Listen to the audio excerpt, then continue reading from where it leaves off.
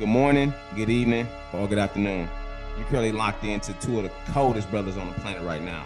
This is the Porch Podcast, and I'm your co-host, B. Jones, a.k.a. Bolo, and you know when I'm pulling up to the porch. Can't pull up without my dog. Yeah, you already know what's going on, man. It's your boy, Big Smitty, a.k.a. D-Nice. And where you said we at again, Bolo?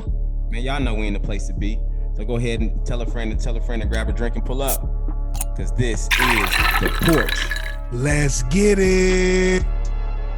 Started on the porch, that was where it all began.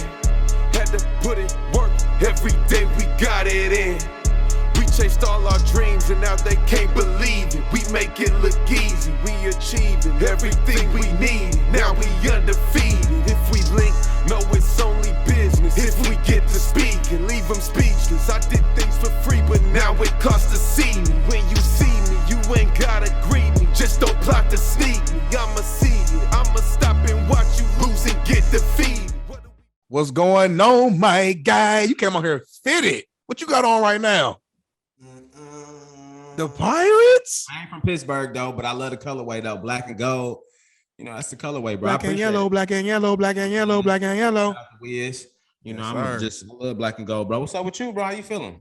I'm feeling so blessed. It's almost scary. Like, I don't know what's going on, bro. So many, it's almost scary. so many blessings coming in just left and right. They swing, blessings swinging on me. I can't even. I'm trying to dodge a blessing. I don't feel like I deserve them. Hey, They you keep know what that coming tells in. me, bro? Hey, What that tell you? look, man, I had a guy who used to always come to talk to us before we play the football game, bro. And he used to say, when prayers go up, blessings come down, bro. So that means you putting them prayers up there, man, and he blessing you.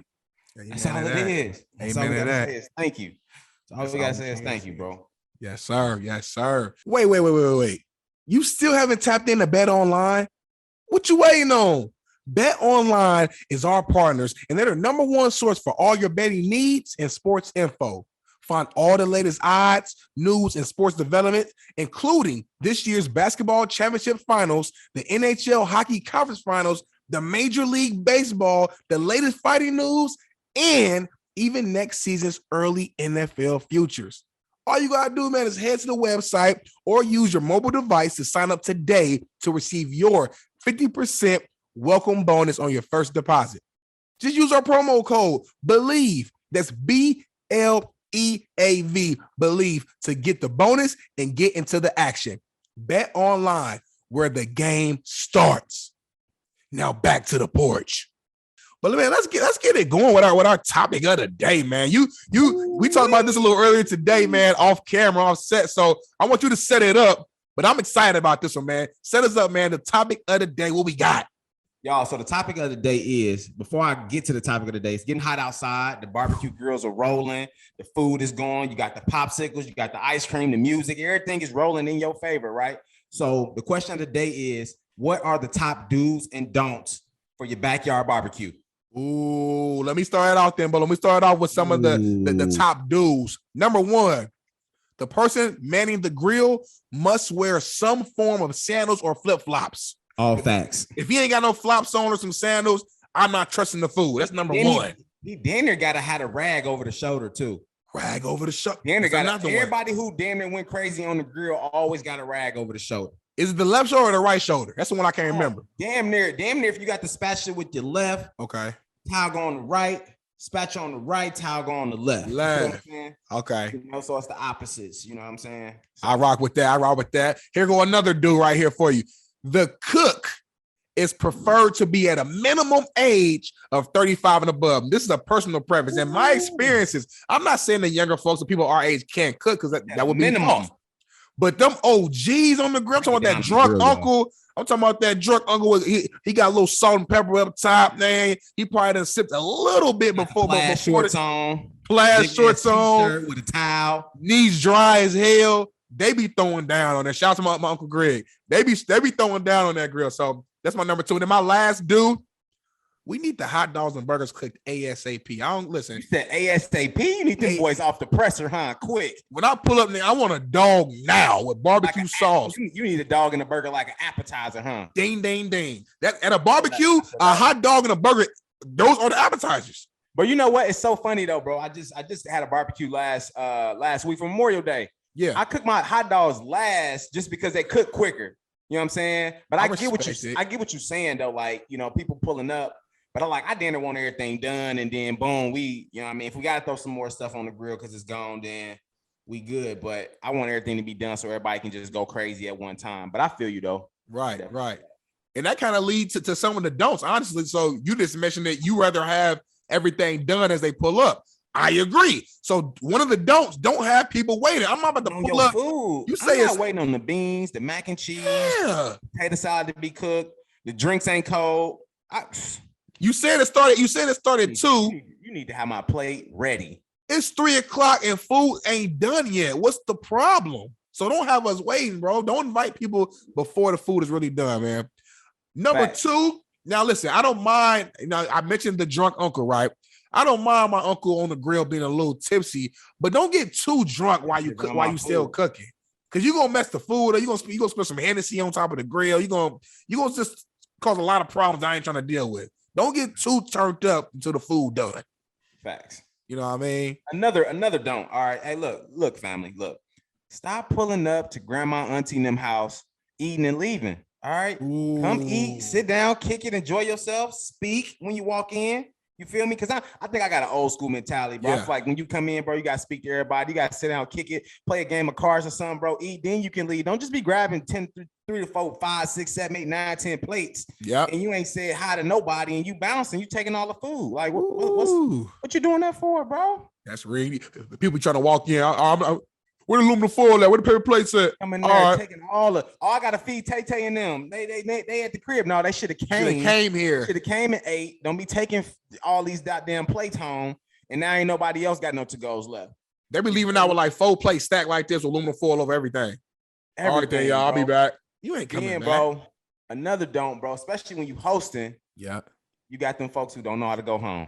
Ah, man. You got the folks who don't know how to go home, man. They still stepping. They still out there moving and grooving the R. Kelly out there. You know what I mean? They got the barbecue fire still trying to, go to get rid of the mosquitoes and everything, but they don't know how to take their ass home. Sometimes legs up on the couch. You gotta know when to go. Look, the party is over. Look, motherfucker then took a nap. You know what I mean? Got up, ate again.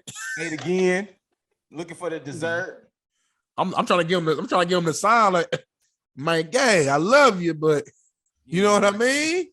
It's a wrap, man. And then for me, like the last, like the final, like you can't do this. Don't burn up the food. I've been to a couple barbecues where they didn't like. I don't mind, like of course, like a little burnt mark down my hot dog, like of course. But sometimes people didn't really burn the food, like burnt ribs. I'm eating rib tips and it's like burnt bites. Like come on, bro. I feel like you messed the whole barbecue up and you messed the food up. That's the key piece. So we definitely want to hear what y'all think, man. It's top do's and don'ts at the barbecue. It is the summertime. It's going down, right? So we cooking, we dancing, we drinking, we kicking it, we playing cards, right? So it's a good time, man. So hopefully y'all enjoy it, but we definitely want to know what y'all top do's and don'ts are. Let us know. Hey, but hold on, man. We gotta, before we bring on this special guest, and I do mean special, what's the toast, man? Give us a toast of the day. Toast of the day, word of the day is start. START. All right. Anything you do in your life, you got to start. And sometimes if you don't finish, it's okay to restart. All right. As long as you restarting and you just going, then you good. All right. So shout out to everybody starting. I don't care what you're doing, where you at, how you getting it, you starting. So shout out to y'all. Just start, y'all. Touch the screen. Boom.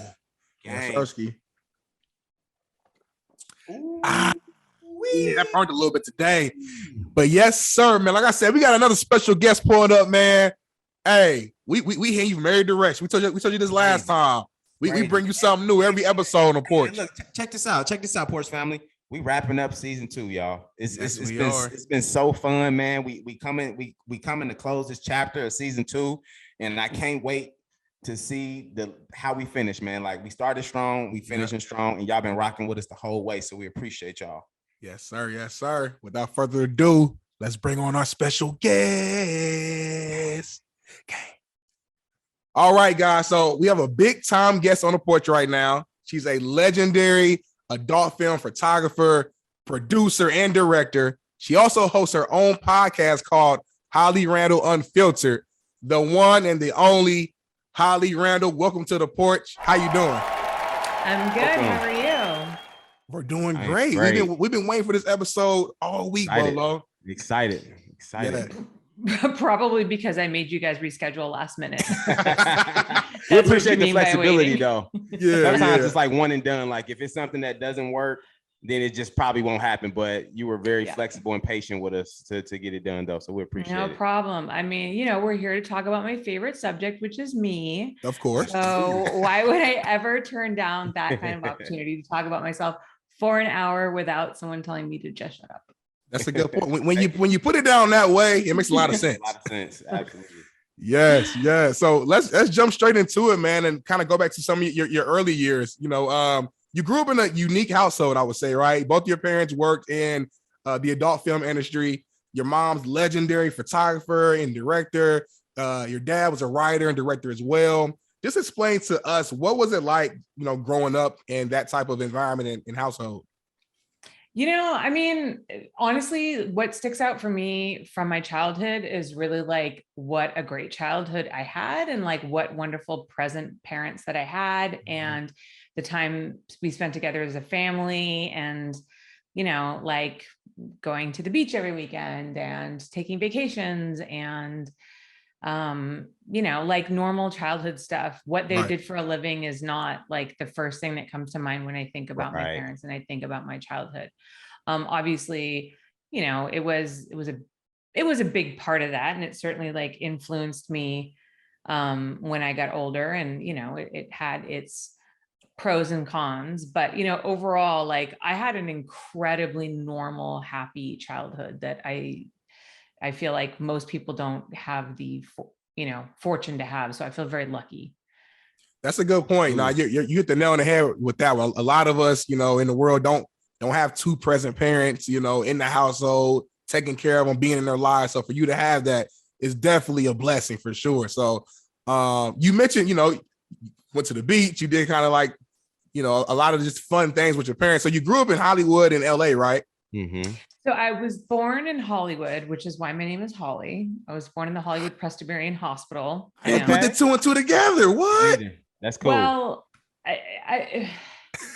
my mom swears, and I kind of don't believe her, but she says that the entire time that they were pregnant with me, they never talked about giving me a name, which seems really strange to me. So when I was born in the Hollywood Presbyterian Hospital, and they were like, "What do you want to name your daughter?" They were like, "Oh yeah, we have to give her a name. I guess we'll name her Holly." That's their story. I mean, what? Yeah, it sounds a little odd. You don't seem to believe it all the way. Right. I mean, like, you all the way sold on that.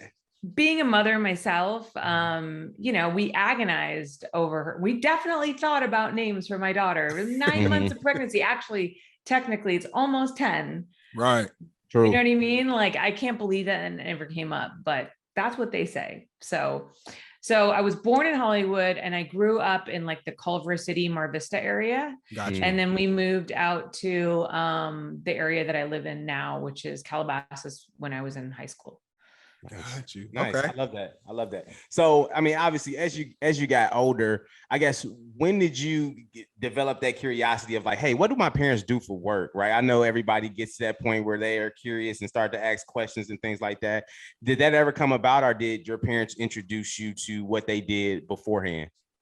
I don't remember like a specific moment where I was like, oh my gosh, this is what my parents do for a living. I think because they didn't go to pains to hide it and they weren't ashamed of it and they weren't secretive about it. It wasn't like, it's not like I grew up thinking my parents were accountants. And then when I was like 16, I found out that they were pornographers. You know what I mean? It wasn't like that. Mind blown. Right. Which I know is like what a lot, I've spoken to other children who have parents who work in the adult industry and like they kept it a secret and then they found out it was like this big thing. That's not what it was like for me. My earliest recollections were, they had an office, which was the guest house of our house. And like, I wasn't, supposed to go into the office, which is kind of normal for a kid. I feel like most parents don't want their kids like ruffling around in their office. You got important papers and stuff like that. So that wasn't too odd. Right. And, I think that they just told me like, mommy and daddy like make movies for grownups.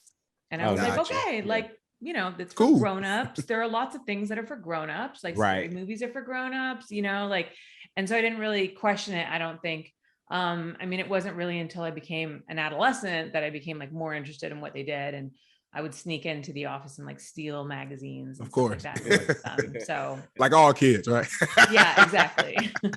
Got it. Now, one question I had, just growing up in that type of environment, did that lead to you just like at an early age to I guess become more sexual like at a younger age than you think you normally would have? I mean, everyone has their own stories of when they, started really to explore in that world, but you being around it so much early on, did you kind of explore that at a younger age or not really? I think I almost like had the opposite. I remember I was like the last of my friends to lose my virginity. And I lost my virginity at 16, which I guess is like, it's young, but it's not that young. I mean, I think we all know people who lost their virginity earlier than 13, that. So 14, yeah. Yeah, that's not like a crazy, crazy age to lose your virginity at. So I think like, because again, it's like when you create this like air of mystery and secrecy around something, people are more like, we all like things, it's like people like anal because it's taboo, it's kind of like that thing. Like if things taboo, you're more interested in it. And I think because it wasn't taboo for me, it wasn't something that I was like, oh, let me find out about sex because my parents won't tell me about it. Let me like, it wasn't like a big deal to you. It was like, whatever. It's like regular. Yeah. I don't know. It wasn't really at the forefront of my mind. It wasn't like something that was incredibly important to me. So, I mean, like once I got older and got into college, I was like a total whore. But when I was like younger, yeah, I wasn't overly sexual, I would say. No. And that's a great point too, because I'm thinking about like the early days of like high school. People just love doing stuff because you're not supposed to do it, right? And like there are certain situations I just remember, like when girls would chat and stuff like that, and it happens, right? The girl ends up losing her virginity. Now they're mad that they lost it because it's not this thing anymore to say like, okay, I lost my virginity. Now it's like, damn, I wish I wouldn't have done that, right? So I think it was one of those things where like people sometimes overthink it, and then once they do it in their early days, it's like, okay, that's what it is. All right, cool, got it, right? Until you get a little older and you get a little bit more mature and you understand what goes into having those types of activities is when it's like more like pleasurable and enjoyable, I guess. Right. Yeah, so, I mean, I definitely lost my virginity to like a total schmuck.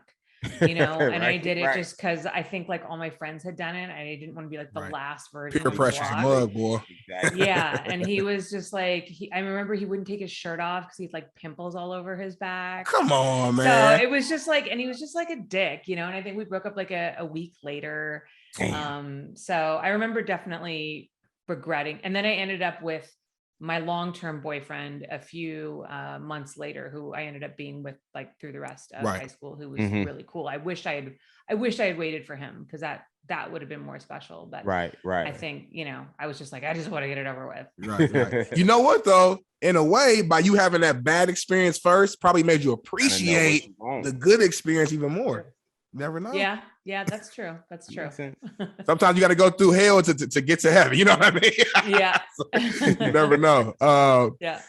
So fast forward, a little bit, through your life there. So obviously you got into, photography and joined the family business. At what age did you actually join the business, start helping your parents out?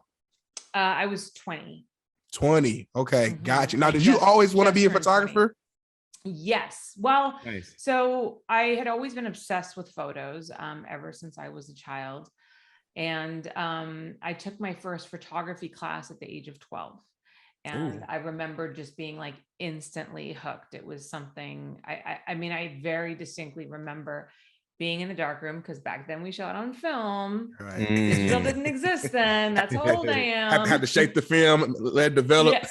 Yeah, I put it in a developing can, and you had to shake it, and you had to dry it and print it. And I remember putting that first print into the developing tray and seeing the image appear on the paper. And I remember thinking, this is what I want to do for the rest of my life. Like, wow. I knew it, and I've never been like fully sure and confident of like a lot of things in my life, but photography has been the one thing that ever since then, I was like, this is what I was destined to do. Like, I knew it. And I've always been like confident in that path.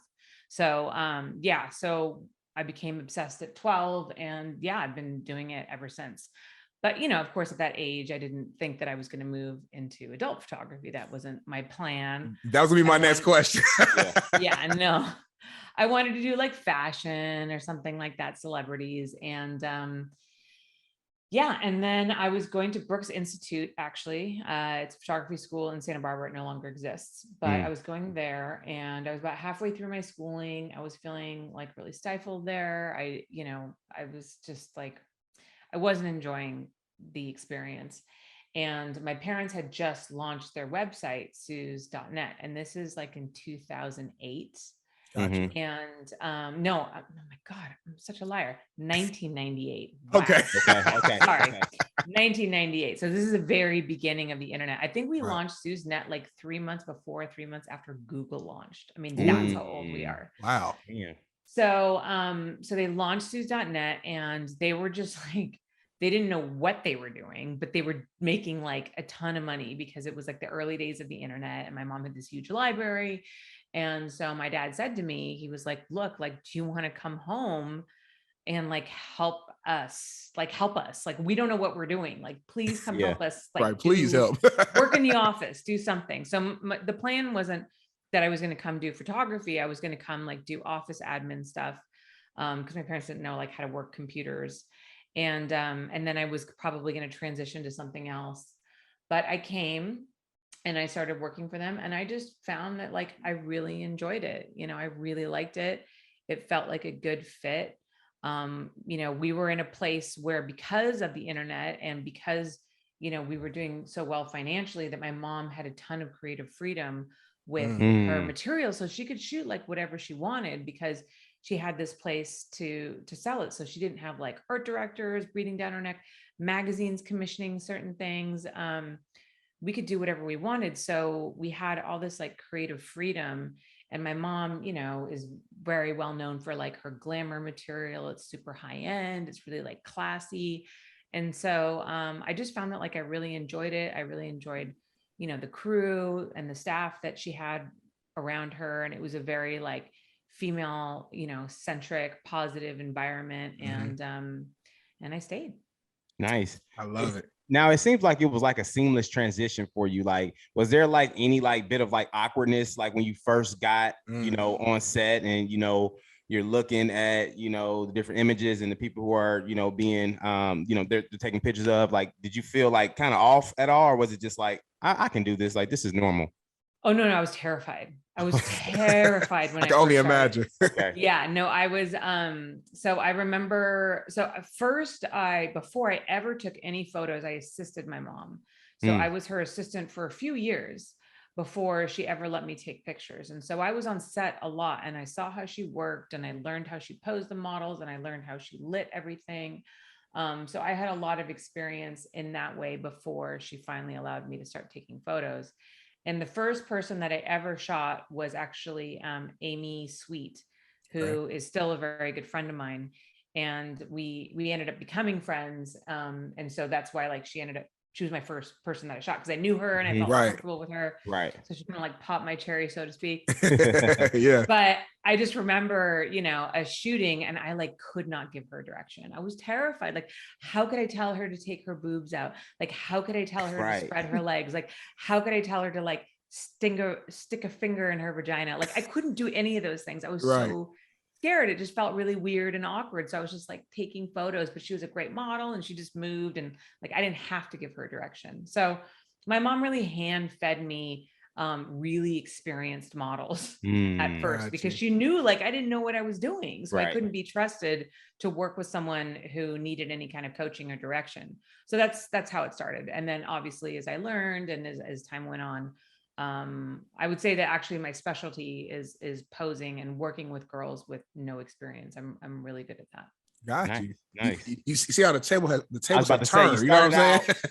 Kind of rough around the edges. So now that's like something that you are expert in now. It's just taking something that's fresh, the green models, and then turning them into superstars. Like, I love that. Her weakness became a strength. You know what I'm saying? Yeah. That's what it's all about. And I wouldn't even call it a weakness. You just were nervous at the time, because even hearing you talk about it sounded like you knew what you wanted. You just didn't know how to verbalize it. You didn't know how to say, hey, put your fingers right here, put your leg right here. And I can only imagine like my first, like I don't do photography, so just verbalizing, just verbalize, like just say, hey, it just kind of it'll throw you off a little bit. Yeah, for sure. It's awkward at first, to give anybody any kind of sexually explicit instruction. It's awkward. It's awkward. It's like, how do you ask? But can you please take your shirt off? Like, you know what I'm saying? It's just like, and how do you, and even now, like I phrase my queries in a very specific way. I say it in a polite, unobtrusive kind of way. Like there's a way that you talk to nude models that, that makes them feel comfortable. And then there's ways that you can talk to them that will feel creepy. So you got to balance. You got to find that balance. That's crazy. I can only imagine that. Now obviously being in the production space and specifically, as a photographer, it's very competitive, right? How do you, I guess, really differentiate yourself from the rest? Because you're obviously well-known, still at the top of your craft. How do you keep yourself, I guess, separate from like competition? I would say, first of all, like experience is golden. Like I have 24 years of experience, so I really know what I'm doing. And to make it in this business, you really have to have a lot of different capabilities. You can't, like, I am not just a photographer. I am also a director. I am also a producer. I am also a cameraman. I can also I can do everything on set. I can light it. I can do sound. Like I have the knowledge to make everything work. Of course, I don't do it all myself because that's too much work for one person. But I could. And I think that that's super valuable because I know what I want and I know what I need to get and I know how to get it. I also have, like I said, reputation. That's really good. So like people trust me. They know that, I won't fuck you over. I'm good to the models. The models are comfortable with me. They like working with me. I have connections. I have, people don't realize this, but one of the hardest things in adult production is getting locations, is finding places that people will let you shoot sex at. Like people don't think about that, but that's actually difficult. So I have a great reputation with a lot of different homeowners. So I have access to locations that other people can't shoot porn at, but I can. So it's a weird kind of thing where I just have you get a lot of access by working with me. So I would say just mostly experience and reputation. And I mean, I'm not gonna lie, being a female is helpful. How so? Break it down to us. So I think that because there's so few women directors in the industry, I think, and especially now, after the Me Too movement and stuff like that, people are looking, a lot of brands recognize that they need more diversity and they need more women behind the camera, and there's just not a lot of us. So I think that works in my favor. And again, in an environment like porn, especially when you're working with new girls, having a female behind the lens is appreciated. Yeah. And I've had a lot of girls say wow, I've never worked with a female director before. I like this, I mean, not that male directors aren't great. There's a lot of amazing male directors out there, but I think we're kind of scarce. So we're in high demand. And I can imagine too, being one of the models, being one of the performers, and and you have a woman, someone who looks like you, someone that you can who can understand you more than a male director just could. You know what I'm saying? It just makes you more comfortable in the environment. So no, that's kudos to you. And man, 24 years of experience. She said she can light it, slice it, cut it, shoot it, whatever you need, she can do it. Anything. She's basically the GOAT. She's basically the Michael Jordan of photography in the adult film industry. She didn't want to say it, but I'm gonna say it. You heard the number. She said 24. That's Kobe. Come on, RIP to Kobe. 24. Special number. Got it. Yeah, I just try to make myself indispensable. So, Love that. I guess it's worked so far. Definitely has, man. So obviously, Holly, your mom, kind of taught you the game, right? Taught you kind of the way around a camera, and obviously how to take different pictures in that type of capacity. I guess for you, obviously, as you continue to grow, I think about NBA or football, when somebody always has that son growing up, or that daughter growing up, and they want to be just like that parent. Sometimes it's hard to get to that point, right? But it seems like you've been doing a hell of a job to almost get to the point of where your mom is. And obviously we haven't heard from you, and maybe you think you're at that point, but sometimes it's hard to get up to where our parents are, right? So for you, I guess, what was that magical moment for you where you're like, okay, I think I can do this for a long time and be very good at it? Yeah, I don't know. I don't know if there was a moment, but there was definitely that transition. I mean, for sure, when I started, like, I was Suze Randall's daughter, and that's all I was. Right. And that was difficult for me. I felt very much under her shadow. I felt, very much less than. I mean, she was a legend, and it was a struggle, but I mean, I continued to work. I worked really hard. I went off and I started my own business, and my mom eventually retired, and she's retired now. And so it's ironic because I remember when I first started, it was all about like, how could I be identified as my own person, not just as Suze Randall's daughter. But now what's sad with all like the new talent and new people in the industry, it's sad to me now that a lot of people don't know who my mom was. Like a lot of models who I work with are like, who's Suze Randall? They've never heard of Suze Randall. They know who Holly Randall is, but they don't know who Suze Randall is. So it's like this, it's weird. It's like flipped now, right? Yeah. So it's kind of sad. I wish like more people kind of understood like the legacy that my mom had, but absolutely. Got you. And time is going by so fast too. Like when you just think about it, like, you just get so many just new generations and things like that. And just new, models coming in and going, and you're like, damn, I'm old enough to be, your mom. Like when you were graduating out of high school, I was, had my life started, and now like I'm taking pictures of you. So it's like, let me tell you, yesterday I shot a new girl. She's 21 years old. So I was laughing with a makeup artist because first of all, LL Cool J came on the radio, and my makeup artist is the same age as me was like, oh, I love this song. I'm like, oh my God, yeah, I love LL Cool J. And the girl goes, who's LL Cool J? What? Come on. No. And then we did this little like quiz. She was Twisty Tree of the Months. We do these like silly little interview questions. And I asked her, I was like, if you could travel back in time, where would you travel? And, most people are like, oh, the Middle Ages or Roman antiquity. I mean, any time period. She's like, oh, I'd love to travel back to the 90s. And I was like, the 90s? Oh my God. Not that long ago. Like that's when I grew up. And like to you, like that's history. Like, that's like history. And I'm just like, oh my God. Wow. Well, to her point, the 90s were lit though. I'm a 90s baby, and I grew up and I experienced some great times just in my younger years in the 90s. I definitely appreciate the 90s a lot. Yeah, no, fair enough. That me and my makeup artist, we were like, yeah, actually it was a pretty cool time to grow up. It was just funny that like that's like the time, like time travel back to the 90s. That's her history. Like the 90s. Yeah. Pretty soon, man, like in schools, in social studies class, they're going to be talking about the 90s and just, what I mean? Hip hop in the 90s and stuff like that. It's like, what? Yeah. Like, yeah, man, that's a good point right there.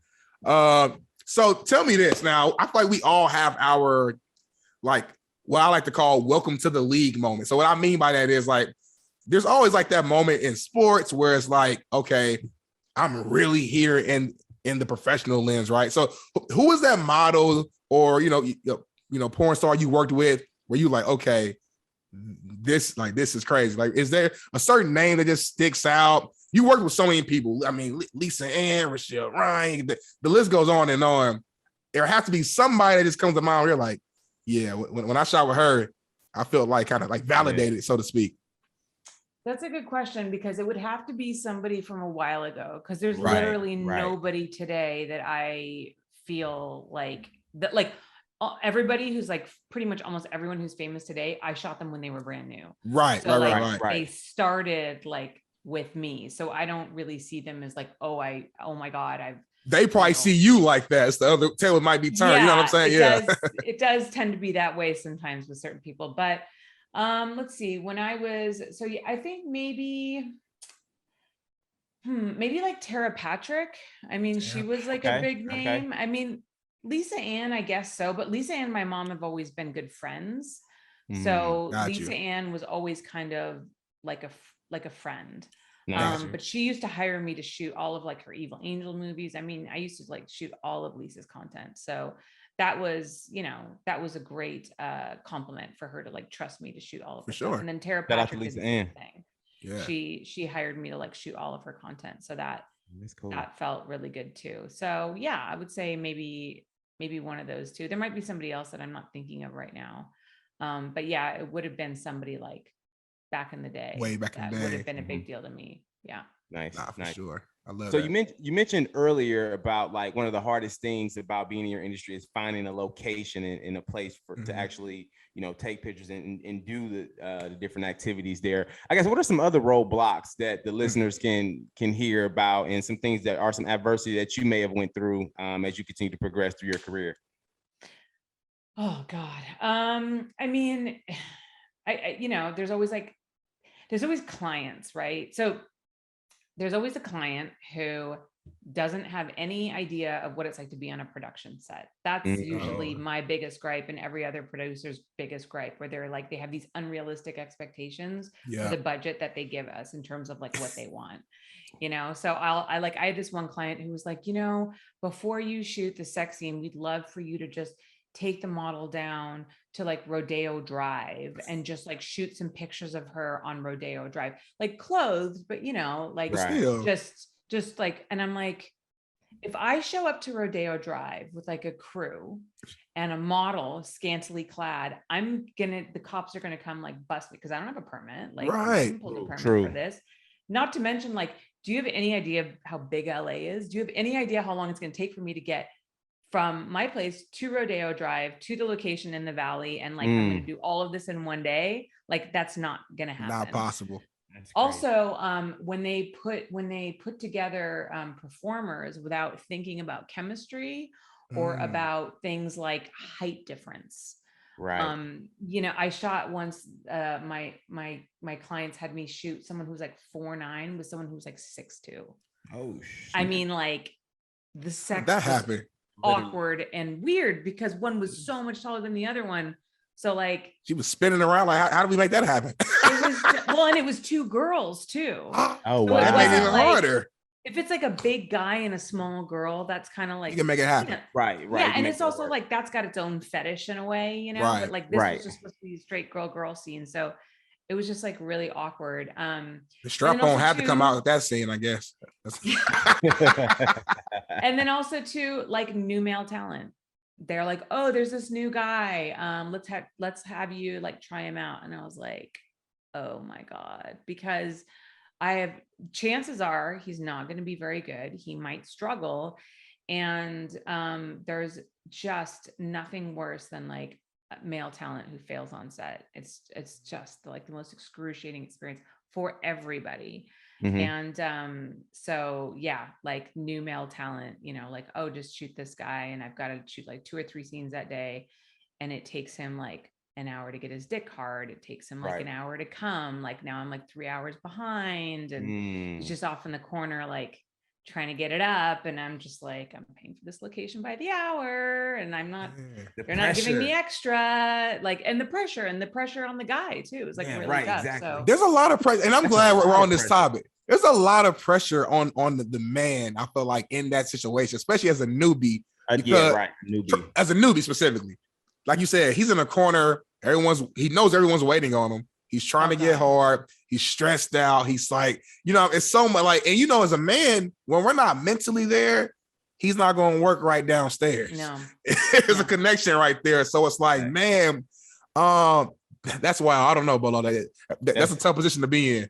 It definitely is. Which brought me to my next question, right? So, obviously you directed tons of different scenes. Right. Where are you getting the ideas from, right? Is that from you specifically? Is that just a thought you have of like driving down the street like, oh man, I want to see like 2 girls like in this type of scene, right? Or is it something that your team just kind of comes together and are like the actual porn stars come to you and say, I want to shoot it like this? How does that work? It's all of those things. So it's so many different things. It depends on the client, because I've worked for almost every single company and adult, everybody works differently. So right now I'm pretty much exclusively shooting for twisties and for brazzers.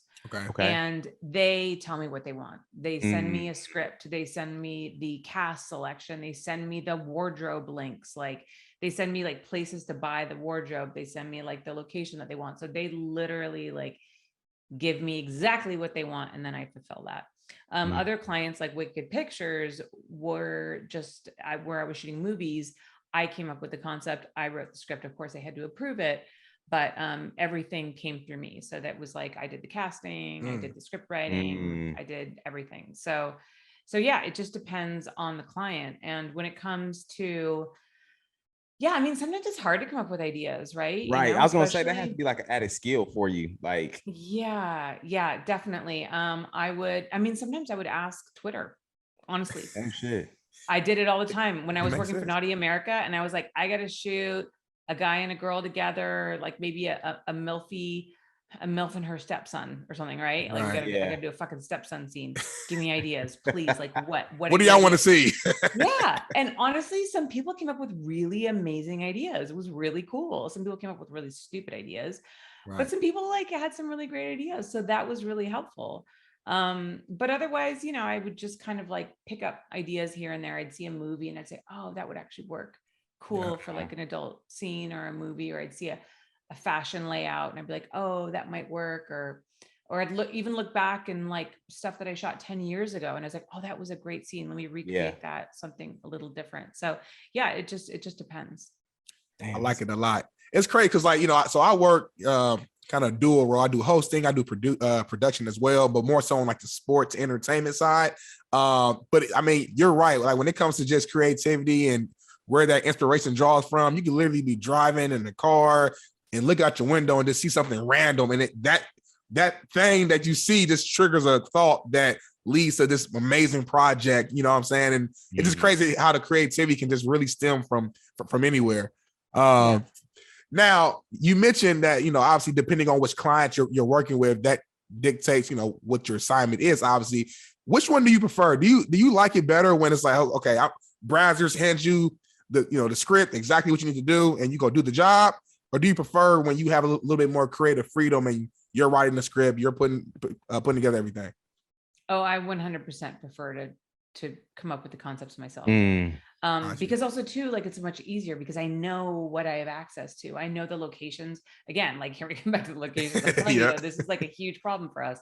So like, I know like certain locations that will have, like, if I'm doing a movie and I need like different, I know a location that has like a hospital, it has like an apartment, and it has like a massage room. I'm like, okay, what movie can I make that has a hospital, a massage room, and an apartment? You know what I mean? Because I would have to shoot a full movie in 2 days.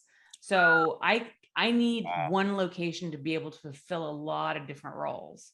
So yeah, definitely prefer to come up with the concepts by myself because logistically it's so much smoother for me. Got you. So like when you're getting like those scripts and how, you know, different companies want things ran, have you ever looked at it and you're like, hell no, like I can't believe I'm about to really take two days of my life to literally, you know, create this crazy sex scene, like something that is like so in left field as far as like positions or with different toys or, you know, different, like, you know, whatever theatrics, like kind of all that theatrical crazy stuff that sometimes you run into. And it's like, holy shit, like this is like making me a little bit uncomfortable shooting this. Has that ever been a situation for you like that? Like every fucking day. It's like, welcome to my life. All the time. I mean, sometimes they'll send me storyboards, right? And they'll draw like people doing these crazy positions. And I'm like, this is a drawing. Like, it's not real. This is not going to work. This person doesn't Humans bend won't this be able way. to, like, this is not, I can't make this happen. Right. Wow. Come on, people. So yeah, no, definitely all the time. That's crazy. Is there, and I'm putting you on the spot. Is there like one crazy ass scene that just leads all others that comes to mind that you have? That was an amazing session. That was really great or was really, you know what? Let's do both. I want to know one that was bad and one like What was your favorite, yeah. and what's the worst that you've ever had to shoot? Oh man, I mean, God, it depends on what you're talking about. Okay, so like if we're talking about bad scenarios, I had to once do a scene where a girl threw a vanilla custard pie in another girl's face, and then What? and then like hosed her off and then had sex with her. Oh shit. Who's So getting turned Hopefully on that by was one that? take. Was that a one take thing? So let me tell you something. I don't know how much you guys know about like interest, like I don't want to kink shame, but like kind of interesting fetishes. It's the shall we porch. It's the say? porch. Yeah. Yeah. There are a lot of interesting fetishes out there, and for me, my favorite one, because I find it hilarious and I don't really understand the appeal, is the pie in the face fetish. This is 100% a thing. Yes, where girls get all dressed up, all glammed up, and then they get a pie thrown at them. It's a fucking thing. And there's a lot of pie in the face fetish videos out there, and guys will like order customs of this. There's also like cake farts where like girls sit on a cake and like fart in a cake. What the I mean, Heard of a lot of fetishes, but Holly, I'm not gonna lie to you. Those two right there, I have never heard in my entire life. No more pie. I'm probably good. so on I've pie always for a while. like kind of laughed about the pie in the face fetish. So when I got this script where a girl literally threw a pie in another girl's face, I was like, you've got to be kidding me. Holy shit. Like, this is really something that I have to shoot. And I will say that the girl who received the pie in the face was really cool about it. And it's actually, I don't know if you know, it was Chloe Cherry. She's like a star on Euphoria now. Oh yeah. My girl had me watching Euphoria. I know you're talking about. Yeah, it was her. And she was like really cool about it. I mean, she showed up upset and like, look, I'm really sorry, but we're throwing a pie in your face today. And she was like, okay. Oh shit. Wow. So I appreciated that. And then just in terms of like a bad sex scene, I had, man, there's been so many, but there was this one sex scene between these two girls, and man, like one of the girls specifically is like kind of known to not like other girls, but like there's a lot of like gay for pay girls, like girls who don't actually like other girls, but they'll shoot girl because it's considered, I don't know, it's considered like less porno than shooting boy girl. Like, I don't know how you guys feel about this, but I know there's a lot of girl only performers, and they will say that it's actually easier for them to date than it is for girls who do boy girl to date, right? Because their boyfriend's like okay with them having sex with other girls on camera, but not other guys on camera. I mean, okay, I get that. Okay, right, yeah, right. So there's a lot of girls who are girl only performers, and this one girl's a girl only performer, but like she's well known in the industry to like, she just doesn't like girls, like she's not into it at all. And like when she's like going down on another girl, she'll literally just lick the side of her leg instead of her vagina, but like position her head so like to the camera it looks like she's eating her up, but she's not. It's just that's game right there though. Like that's, I didn't know that. I didn't know that neither. And so the other girl would be like, what are you doing? She has to think the whole time. She doesn't have an idea, no idea. She's really thinking like she's supposed to be getting her vagina ate. Yeah, well, I mean, yes. I mean, you're doing a fucking sex scene. Like you are getting your vagina eaten. Like this is what's happening. So the fact that like this other girl tries to get away with just like licking the side of her leg, it's like, no, that's not what we're here for. Right, this right. Is not a softcore scene. We going through with this. That'll mess my whole flow up. I feel like if you don't do that, you gotta at least like have a conversation up front. Say, hey, I know this is gonna be weird. That's what I assume. But I'm licking your leg today. I'm not licking that vagina. Right, but then why are you doing porn? Like, what are we here for? What are we here for? Why are you doing girl porn? That makes sense. So yeah, so it was the scene with these two girls, and the girl was doing, and then she was like started blowing raspberries on the other girl's vagina. It was so weird. Like we were shooting, and then you know, it was like, and then all of a sudden it was like on her vagina. I was like, stop playing, Holly. Stop playing. I'm not joking. And I was just, and the other girl like looks at me and she's like, what the fuck is she doing? I'm like, I don't know. Keep rolling. Like, that sounds awful. Maybe we'll just cut it out and edit. It was just like, and then when we would cut like in between positions, like the girls would just go to their phones and like you could tell they were texting like their agent or their boyfriend about how much they hated this other girl. It was just so awkward. Damn.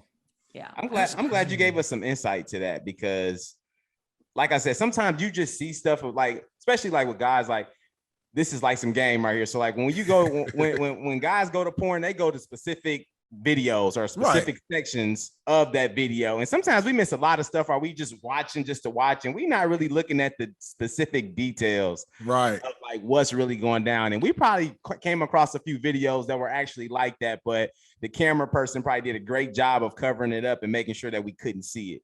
So that's crazy.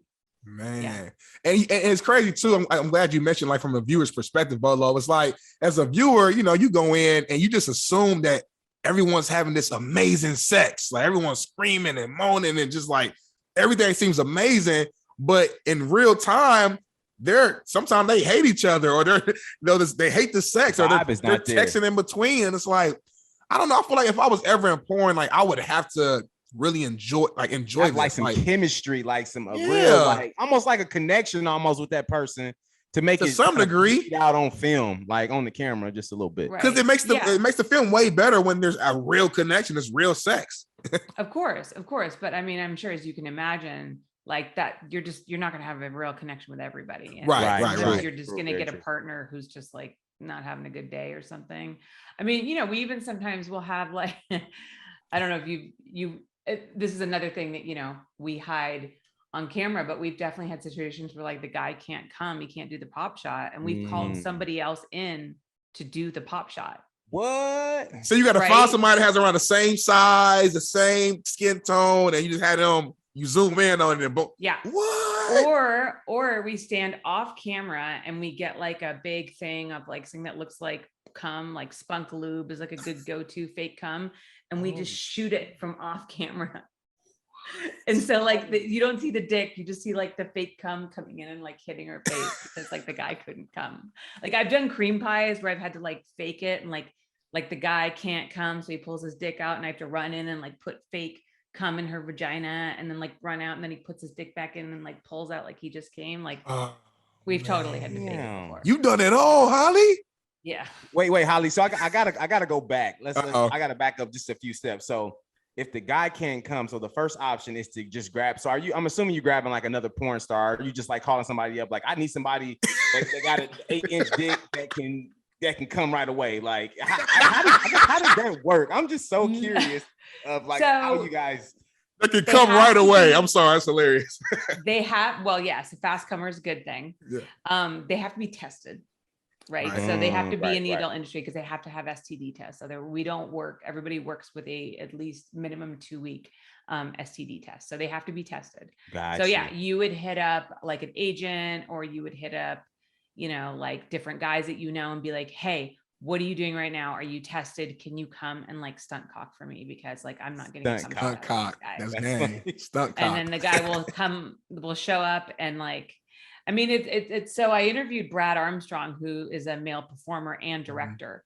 And towards the end of his career, he did a lot more directing than he did performing. And he did these huge features for Wicked. And he was always really good at like being able to come on cue. And he said that he would always make sure that he was tested, even if he wasn't performing in the scene, in case he had to come in and do the pop shot instead of the guy he hired. Yeah. Because then he was like, at least I knew that like, if this guy couldn't make it happen, that I would just like come in and do it. He said that once he was shooting a scene with someone and the guy was like struggling, right? And he like couldn't come, like been like 20 minutes, right? And the girl's on her knees like, oh my God, please come on my face already. I want to go home. And the guy's like, just like, and Brad's like, you know, this is not going to happen. He's like, no, man, just give me like 5 more minutes. I can do it. And Brad like had obviously like pulled the girl aside before and said like, hey, look, I'm going to step in and I'm going to do the pop shot. Like, are you okay with that? And she was like, yeah, of course, totally, no problem. They had worked together before. It's not a big deal. So this guy's like just standing there. He's like, I'm gonna come. And Brad gets behind him, like, you know, the guy's not seeing, but the cameramen are all cued in. Brad gets his dick out, makes it hard, and then the guys are rolling, and then Brad just like comes in, pushes the guy back, and just fucking does the watch out, it's my turn. Because like the guy couldn't do it, but he wouldn't own up to not be, you know what I mean? Like there's nothing worse than admitting that failure. So like guys will sometimes just like hurt. Oh yeah. Yeah. But like Brad was like, I don't care. He's like, I still got the rest of the movie to shoot, man. Right. Damn. You know what? Hold on. I got another question now. See, you call that, failure. You say he couldn't accept that failure. Let me ask you this though. Which one do you prefer? A man who comes quick in the scene, or a man who struggles to come? Because I can see both sides being difficult. Dude, that's tough. So if some guys will come more than once in a scene.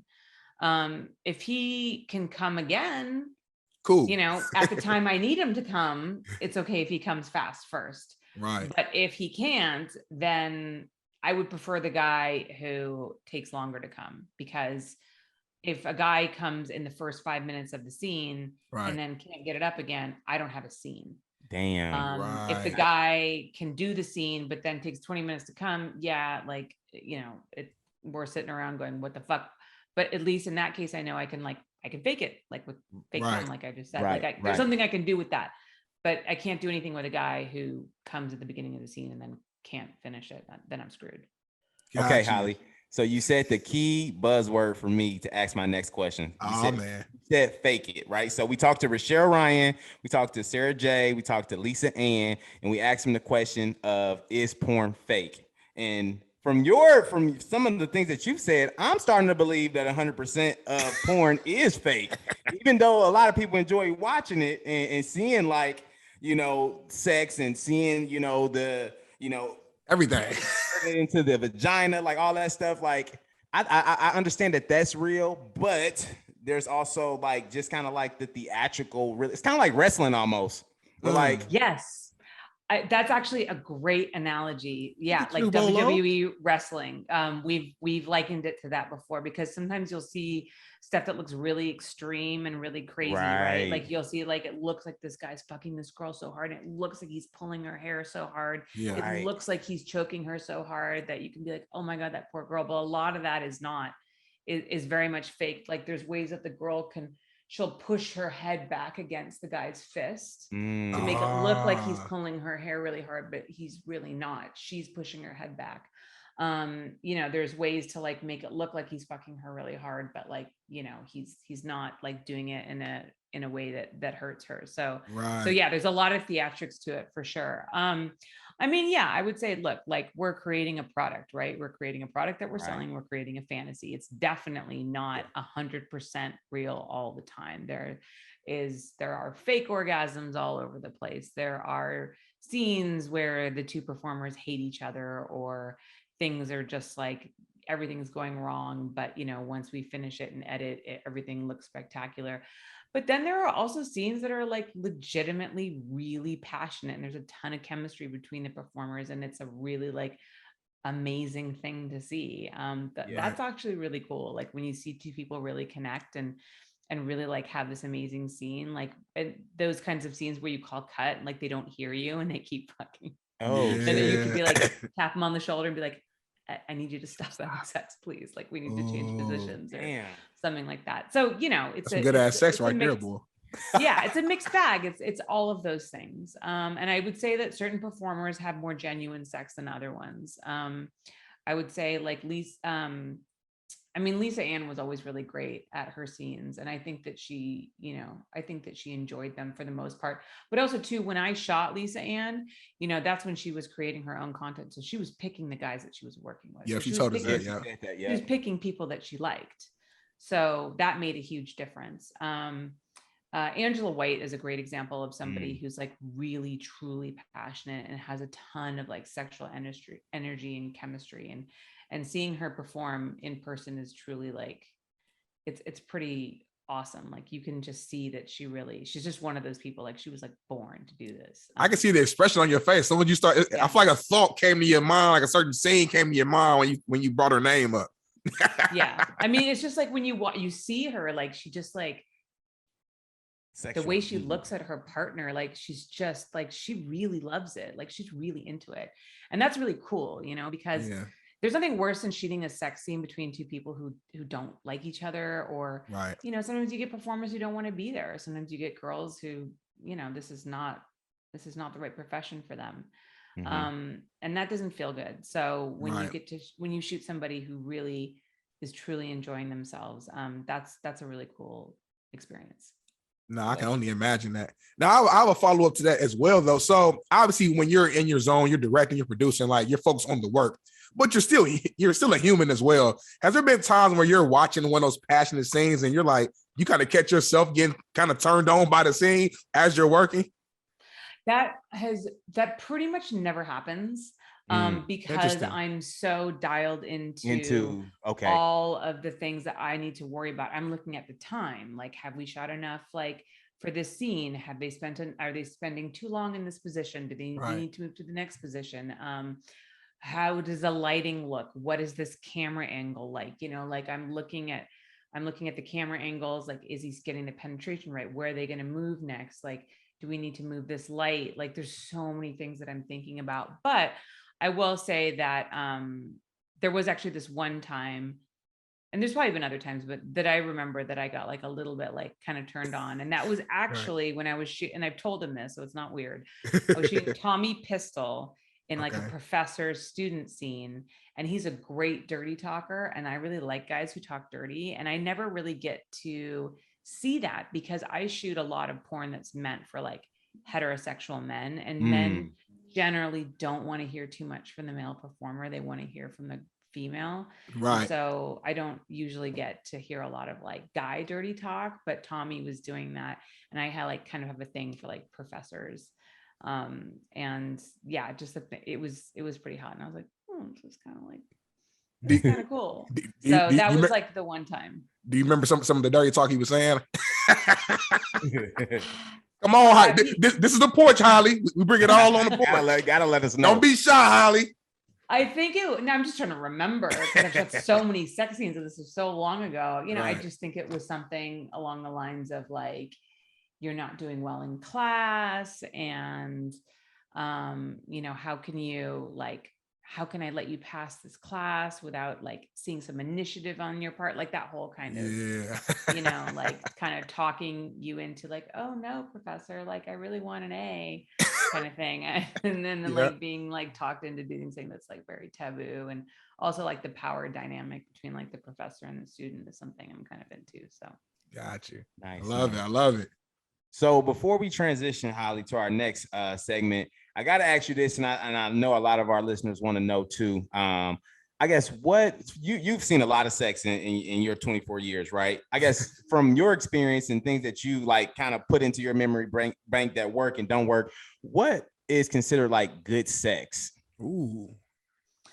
I mean, I really think it's just that connection, it's that connection, and it's the performers having that they're on the same wavelength. Like, have you ever had sex with somebody and like you just can't get your rhythms in sync? You know what I mean? Like one person's like going one way and the other person's going the other way, and it's just like, right falling out because everybody got to rock the boat at the same time. Yeah, it's just like I don't know. It's the motion in the ocean. Yeah, there's just like no like synchronicity when there's that like real connection and that kind of intrinsic like body like I don't know, like there's some kind of, it's almost like choreographed in a way that just, I don't know, the bodies like know each other and they just move in sync with each other. I think that. What did Lisa call that, Brian? Sexual dance. Sexual dance. Yeah, dancing. Which is something funny. My mom always said that. She's like, sex is like a dance, darling. I love it. That's cool. Especially if you say it like that, you can just say that in any type of capacity. Yeah. Like, you ready for a sexual dance, darling? Like, yeah. It just sounds good. As soon as my lady get home, say sex like a dance, darling. As soon as she get home, it's like, what are you talking about, Darnell? Something I learned on the porch today. Now, kind of transitioning to our next segment here. Just had a couple just random fun questions for you. I'm just curious to know. So, obviously you're a married woman now, so I'm just speaking in general. Mm-hmm. What about a man, turns you on? Like what was it? Even if you want to talk about your husband specifically, or just a man in general, what is it about a man that just turns Holly on? A confidence, 100% is like the most important thing for me. The guy that I dated before my husband is not somebody that, like I would say, like let's say I wouldn't like swipe right on Tinder for him. You're right. But I met him in like another capacity, and just his like sense of self-confidence was very attractive to me. Somebody who, you know, feels really good about themselves, who has like a sense of direction, who has agency, who has like their own life, honestly, like their own like group of friends, their own hobbies, like somebody who's not going to suffocate me, somebody who's not going to like depend on me to be their everything, somebody who's independent. That's really important to me. Gotcha. I love it. Confidence is key. Confidence is key, Bolo. Confidence is key. So the next question we have here for you is, so talk to us a little bit about like growing up, right? Everybody had that little phase where like we were just like watching porn and like sneaking. I know you said you got magazines. So seeing that you were so close to it, did you watch porn growing up at all? No, I think I might have found, I did actually, yes. I remember I did find a porn movie in my parents' stash and I watched it. And I just remember because like the premise was really weird. It was this girl and there was a lot of production value to it. She went downstairs, her parents had set her up with a blind date. The guy was really cheesy looking and like nerdy looking, and she was not interested in him. And then, so she went upstairs really disappointed. And then like, for some reason, her hot neighbor climbed in through the window. They had sex on the bed. And as they like cut back and forth between them having sex on the bed and the parents and the nerdy date downstairs, like seeing the ceiling rock and like pieces of glass are falling through. And then I swear to God, at the end, I feel like I remember the bed falling through the ceiling into the middle of the living room, like while they were still having sex in front of like the parents and the nerdy date. But now that I think about that, I think to myself, like that would have been such an expensive thing to shoot back in the 80s. And I feel like porn didn't have the budget for that. So maybe I imagined that last part. Oh, it might have just been a creative dream. You have to add that to the script. A future scene. There you go. Hey. Again, though, I said it would be too expensive to shoot that last part. So with a budget, we'll figure it out. It ain't gonna happen. We'll find the budget. We'll CGI it. Right. Exactly. So yeah, I mean, I remember that, but like I didn't really know. There wasn't a lot of like, because remember my mom was really, she directed a couple of movies back in the 80s, but really she was a photographer. That was her main thing, was she shot for back in the day, adult magazines were the thing, and you could make a living off of just shooting photos for adult magazines. Man, times have changed. Changed. Now one more I have for you here as well. So being around sex all day, like on the job, just in general, you know, whether it's you or just speaking to other peers in the industry, do you feel like that can have like a negative effect on like personal life? You know what I'm saying? Just like a lot of times you don't want to bring work home, so to speak, right? So it's like I can see myself, if I was in the industry around sex 24/7, I can see it being two ways. Either A, I'm horny all the time, or B, I just don't want to even be around sex because it's been on my mind all day. Like, what is, from your experience, what does that effect been like? Yeah, no, I definitely think that it's jaded me quite a bit, and it's made me, I think it's hard for me to separate work from real life. I mean, I've definitely like been having sex before, and I've said things, and in my head, I'm like, oh, I sound like a fucking porn star. You know what I mean? And then I'm just like, I don't like that. Like, that just feels like unauthentic. So, it definitely, it can be a struggle for sure. But, you know, I just try to make it about like my connection with my husband. Right. But yeah, it's definitely, I don't think it's helped. Got you. Nah, interesting. I definitely understand that. Like I said, I can just see it, depending on who you are, I can see it being both sides. So that makes a lot of sense. So, okay. So final segment here. This is just our doorbell segment. It's our quick hitter. So we'll just ask you a few questions. You give us like, you know, a 1 to 2 line statement on each one, and then we go from there. So Bolo, I'll start it off, and then and you can jump in. So yes, sir. You shot with a ton of beautiful people throughout your career, but who would you say is the sexiest person you've ever shot with, man or woman, like whoever? Who's like one? I'm putting you on the spot. Who's that sexiest person you've ever shot with? Listen, before you answer, we're not dissing anybody else you shot with. You're just saying that this is the one person that just kind of separated him or herself from the pack? So hard because there's so many good ones. I would say probably Angela White. I feel like everybody says Angela White. She's just like living, breathing sex. She's always in that. We gotta get Angela White on the porch. You're the third person who's brought her up to us. Third person, literally. Always. She's amazing. I mean, she's probably like one of the most famous porn stars in the world for a reason, but she's also like, we in the industry really love her because she is so professional and she's so cool and she's so humble and she's just like incredibly smart. I mean, she's just awesome. She's really awesome. We love you. If you're listening right now, we all love you, man. Simple as that. Okay, cool. Bolo. Okay, so next one here. What's the biggest difference between porn back in the day when you first started versus porn now? Ooh. That's a tough one right there. When I first started, I mean, quality. I think the quality is much better now, and it's easier to get better quality because the cameras are so much better. The lights are so much better. I mean, technology's really brought us a long way. Got you. Now, to add to that, has the I guess the acting or the sex, did it improve from then to now, or is it pretty much kind of like the same type of wave you see?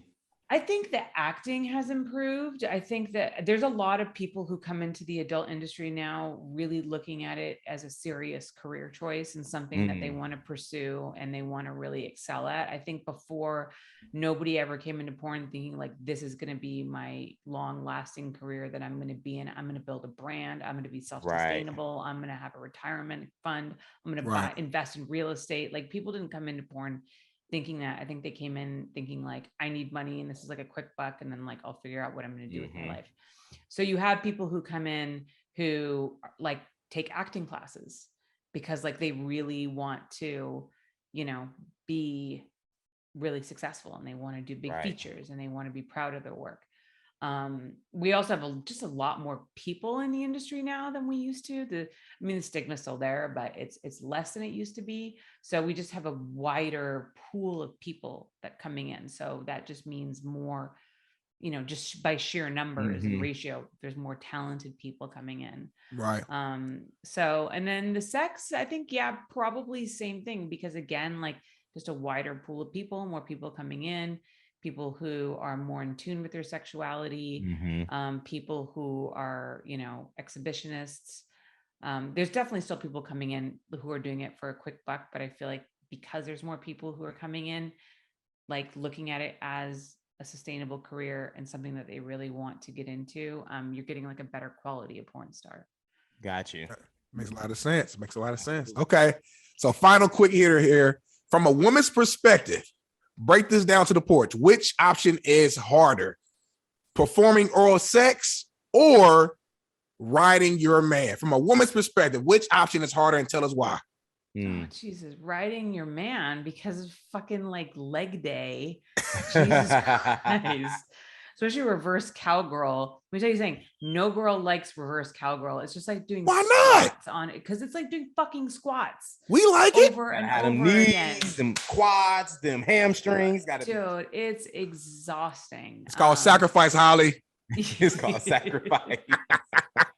And it's the position that everybody wants to see in porn, because you see the whole girl, you see the vagina, you see the boobs. Like, it's the one position that everybody loves, but it's like every girl's least favorite position. It's a good position. Look at Bolo's face. Why you make that face when you say it? He had a flashback? Talking about a flashback. Man, you gotta be in some shape. I feel like you gotta be kind of in tune with them knees and under that squat rack. That way, wrong. Shout out to the ladies. Well, Holly, man, thank you so much for joining the Porch. It's been a pleasure just getting to know you. You shared a lot of gems about the behind the scenes and production that we had no idea about. So we appreciate you. Absolutely. This is your time right here to let the people know, let the Porch fans know where they can find you. Anything you're working on that you want to promote. I know you have your own OnlyFans account as well. So this is your time right here to shout out everything you're doing. Let's go. Thank you.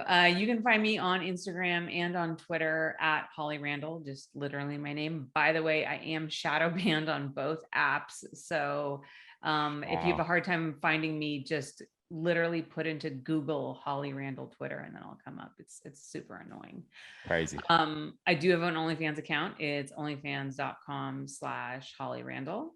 I only shoot news. I don't shoot anything explicit. I don't do sex stuff. So don't come in there and ask me for pictures of my asshole because you won't get it. No. Yeah, I don't know what it is about guys and assholes. Like that's like the number one request I get. Really? Yeah, it's pictures That is of my crazy. asshole. So Let me see your booty, girl. Let me see. Right now, but not just the booty. They want to see the asshole, not just the whole ass. No, that specifically the asshole. A close up of the asshole, Bolo. That's crazy. I don't think something. Your asshole, girl.